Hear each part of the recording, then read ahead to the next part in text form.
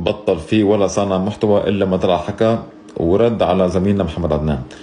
أنا وصلني فوق 1000 برايفت مسج إنه والله اطلع أحكي وقول إنه رونالدو ما رونالدو.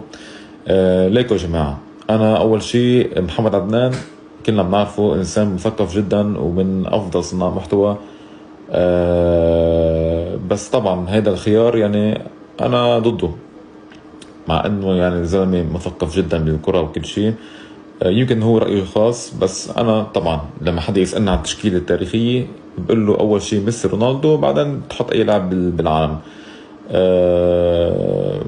بس يعني بتمنى ما حدا يطلع يهاجمه مثل ما عم نشوف على السوشيال ميديا. الزلمة تعب جدا لحتى يوصل لهون، والزلمة يعني من أكبر صناع محتوى إن كان رياضية ولا أي صناع محتوى تاني.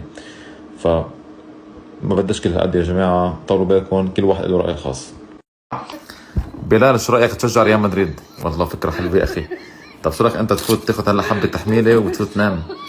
شو في يا رجل، وحد الله.